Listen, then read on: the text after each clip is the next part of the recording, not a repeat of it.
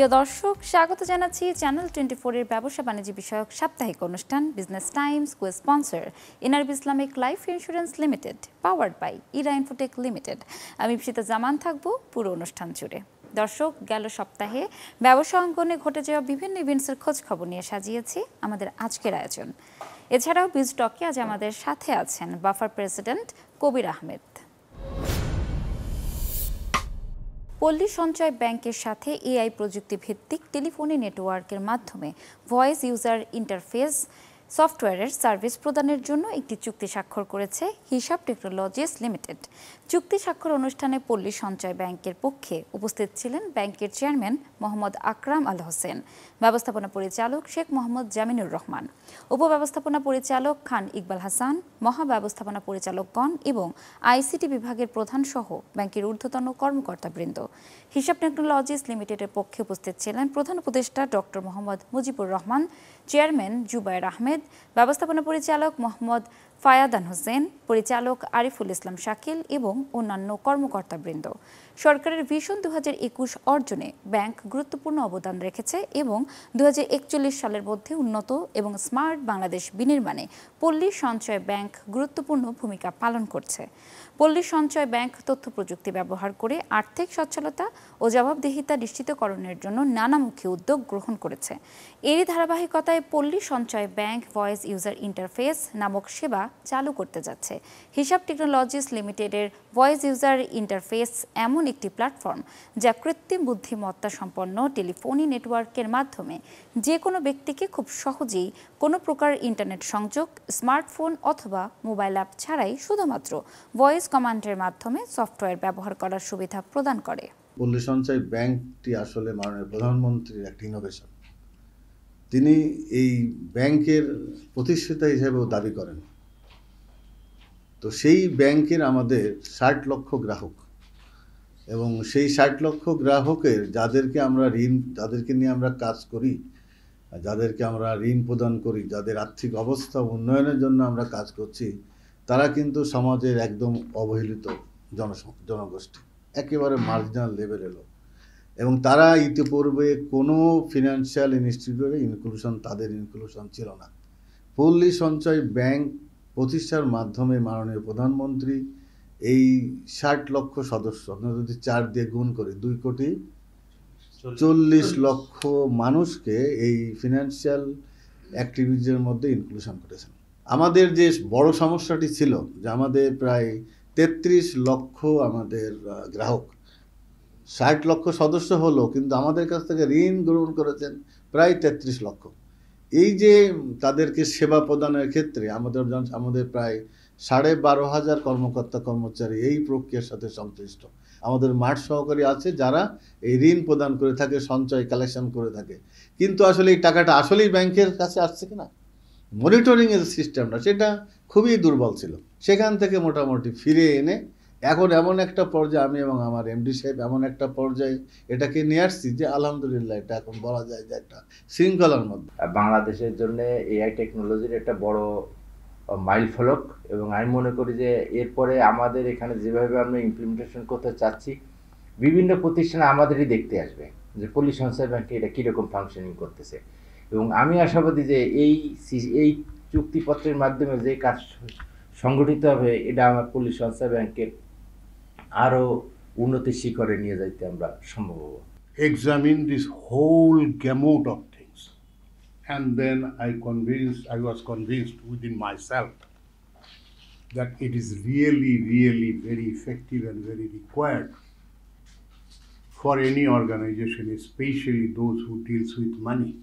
Then come to my mind that micro users will be very benefited, and institutions will be very benefited. And we believe that our relationship with this Poli Sanchaya Bank will continue to grow further and will last long. মাননীয় প্রধানমন্ত্রীর যে vision সেটা হলো গ্রাম বাংলার সাধারণ যে মানুষগুলো যারা হয়তো ডিজিটালি এখন লিটারেট না, তাদেরকেও ফাইন্যান্সিয়াল ইনক্লুশনে কেমন করে আনা যায়। তো এটা নিয়ে আমরা কাজ করে যাচ্ছিলাম লাস্ট 10 বছর ধরে। তো আমাদের কাজের পরিধিটা ছিল লার্জ ল্যাঙ্গুয়েজ মডেল, অর্থাৎ জেনারেটিভ এআই যেটাকে আমরা বলছি। তো এটার নিয়ে কাজ করা, কারণ এটাই একমাত্র সলিউশন যেটা আপনার গ্রাম বাংলার সাধারণ মানুষও টেকনোলজি না জেনেও যেটাকে অ্যাডাপ্ট করতে পারে।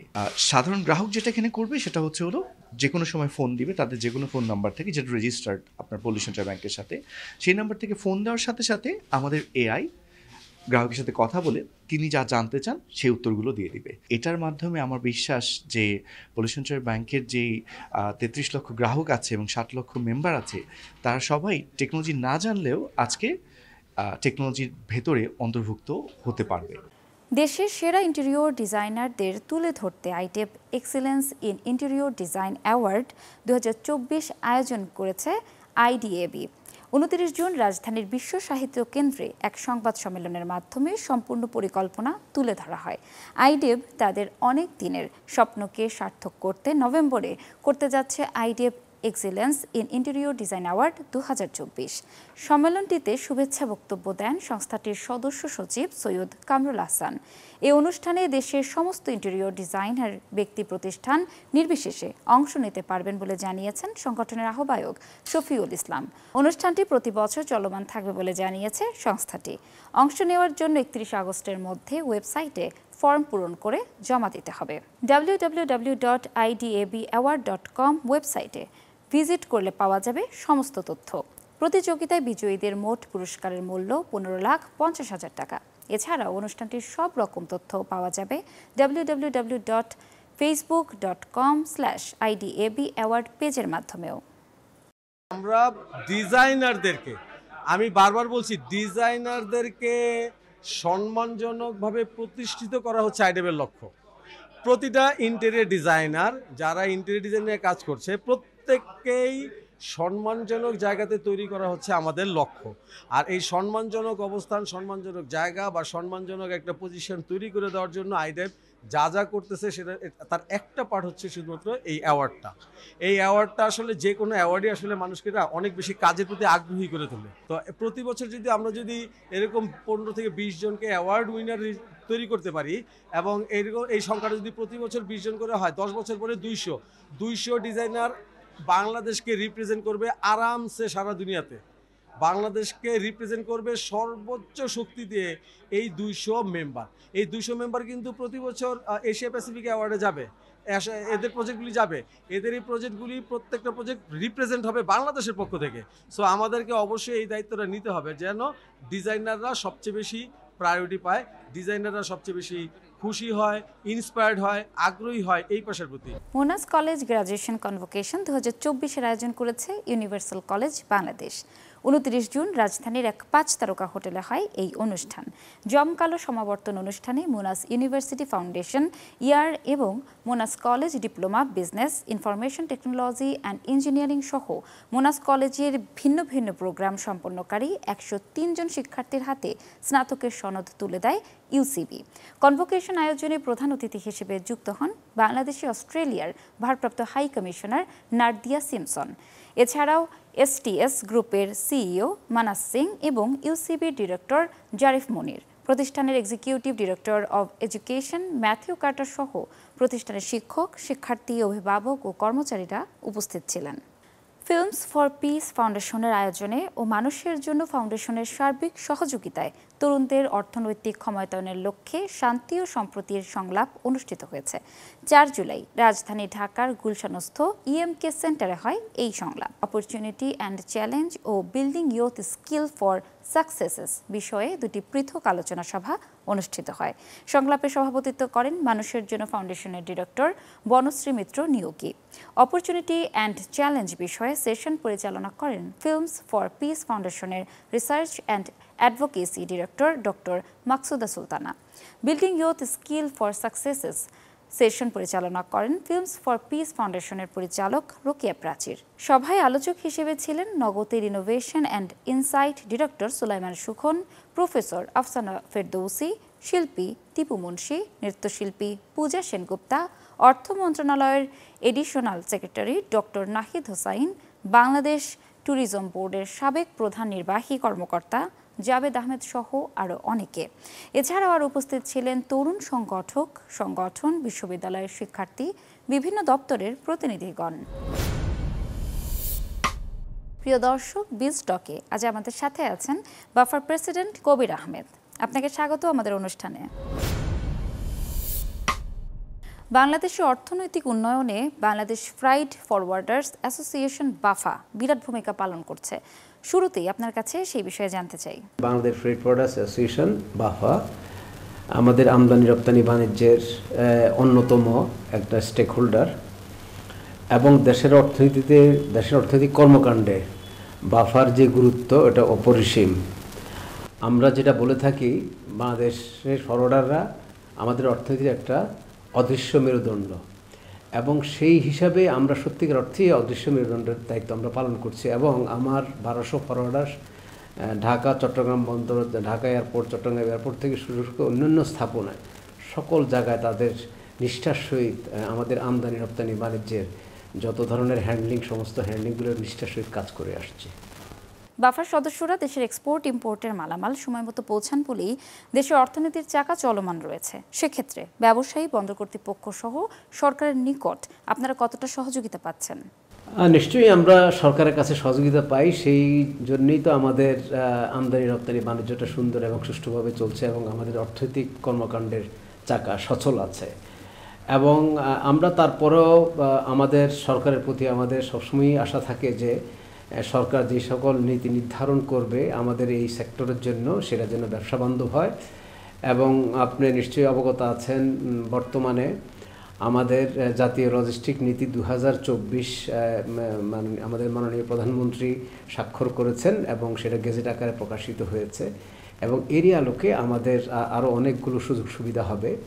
তবে আমরা এখানে চাবো যে আমাদের দেশে অনেক প্রান্তিক ফরওয়ার্ডার আছে এবং আমাদের মাল্টিন্যাশনাল ফরওয়ার্ডার আছে, জয়েন্ট ভেঞ্চার ফরওয়ার্ডার আছে। তো সরকার নিশ্চয়ই এমন একটা কাঠামোর মধ্যে এই সেক্টরটা রাখবে, ইন্ডাস্ট্রিটা রাখবে, যেন আমাদের সকল ফরওয়ার্ডারদের জন্য একটা লেভেল প্লেয়িং ফিল্ড হয়। সবাই যেন সুন্দর এবং সুষ্ঠুভাবে তাদের বাণিজ্যিক কার্যক্রম পরিচালনা করতে পারে। এটা আমি সরকারের প্রতি আমার আশা থাকবে। আসলে বাংলাদেশের ফরওয়ার্ডারদের যে দায়িত্বটা, আমরা সেই দায়িত্বর আমি মনে করি আমরা মাত্র পালন করতে পারছি 30 ভাগ। আপনারা যদি আন্তর্জাতিক পরিসরে দেখেন, একটা ফ্রেট ফরওয়ার্ডিং কোম্পানি তারা বন্ডেড ওয়ারহাউজিং ফ্যাসিলিটি থেকে শুরু করে আমদানি রপ্তানির সমস্ত কার্যক্রম তারা প্রতিপালন করে থাকে। এখন আমরা এখানে যখন কন্টেইনারগুলো আসে বন্দরে, আমরা শুধু ডকুমেন্টে IGM পর্যায়ে আমরা সেটা আমাদের দায়িত্ব শেষ হয়ে যায়। বাকিটা বন্ডেড এরিয়াতে থাকে এবং কন্টেইনারের অবস্থানটা এবং এটা ডেলিভারি দেওয়ার যেই অন্যান্য যেসব ফর্মালিটিসগুলো সেটা কিন্তু বন্দর কর্তৃপক্ষ করে থাকে, সেই দায়িত্বটা পালন করে থাকে। কিন্তু মূলত এই কন্টেইনার বা এই মালামালগুলো আমাদের ফরওয়ার্ডারদের বন্ডেড ওয়ারহাউসে সরাসরি যাওয়ার কথা, সেখান থেকেই আমদানিকারককে ডেলিভারি দেওয়ার কথা, অথবা রপ্তানির ক্ষেত্রে রপ্তানিকারকের মাল আবার কন্টেইনারের মাধ্যমে জাহাজীকরণ করার কথা। তো এই জায়গায় আমরা আসলে আমাদের বন্দরের মধ্যে আমাদের খুব বেশি সার্ভিস দেওয়ার সুযোগ নেই এবং বন্দর কর্তৃপক্ষ সত্যিকার অর্থে সেই সার্ভিসটা আমাদেরকে ফ্যাসিলিটেট করার খুব বেশি সুযোগ নেই। স্কিল জনশক্তি তৈরির ক্ষেত্রে বাফা কী ধরনের ব্যবস্থা গ্রহণ করছে? আমরা বাফার থেকে আমরা স্কিল ডেভেলপমেন্টের জন্য বা ম্যান পাওয়ার HRDর ব্যাপারে আমরা উদ্যোগ নিয়েছি। এখানে আমাদের একটা প্রকল্প আছে যেটা আমাদের USAIDর অর্থায়নে আমরা অনেকগুলো ইউনিভার্সিটির সাথে এই মধ্যে আমরা চুক্তি স্বাক্ষর করেছি এবং সেখানে ডিপ্লোমা কোর্স আমরা চালু করেছি।